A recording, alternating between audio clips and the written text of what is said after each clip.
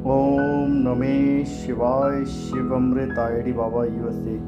सीता का अपहरण शिव की मर्जी या रावण की अर्जी।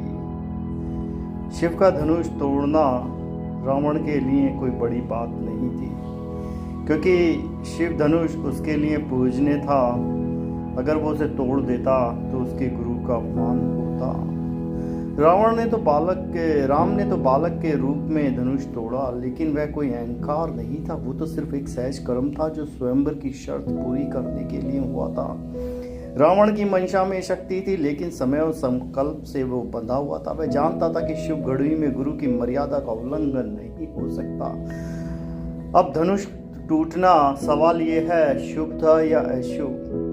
यह प्रश्न बड़ा सूक्ष्म है, क्योंकि कोई कर्म जो शुभ फल लाए फिर भी अशुभ हो सकता है। धनुष टूटना एक प्रतीक था कि युगांतरी क्षण का। इससे एक श्रृंखला शुरू हुई, वनवास की, अपहरण की, युद्ध की और रावण का मोक्ष।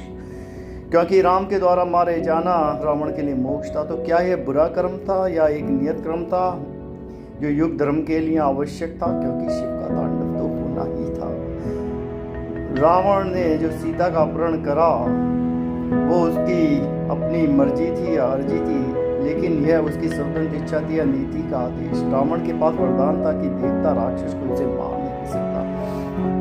केवल एक मानव रूप में जो शिव का अवतार होगा वही उसे मार सकता है। तो क्या रावण ने उस लीला में भाग लिया ताकि उसका मोक्षकारी अंत एक मोक्ष में चला जाए? शायद ही।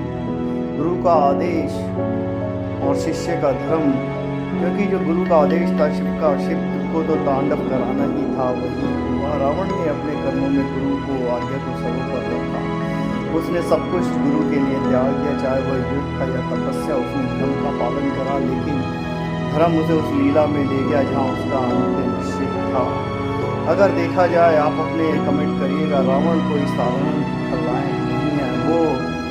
वो चरित्र है जो बताता है माया और मोक्ष के बीच की रेखा पर चलता है, जहाँ बहुत कर्म और धर्म के बीच में हमेशा द्वंद्व रहता है। अपहरण करना युद्ध, उसका सब एक लीला का भाग है। राम का धनुष तोड़ना, रावण का अपहरण करना और बंद होना रावण का, ये सब एक कर्म है जो नीति है, इसी को दृष्टि कहते हैं। शिव का धनुष नहीं टूटा, वो ये कोई टूटा था। एक युग टूट गया, रावण मरा नहीं, एक अहंकार मुक्त हुआ। राम जीते नहीं, धर्म के रूप में होते हैं, क्योंकि धर्म जो है राम है। आज तुम्हारे सामने राम रावण होंगे और शिव हमेशा होंगे। तुम्हारी इच्छा है तुम किस पथ पे चलो।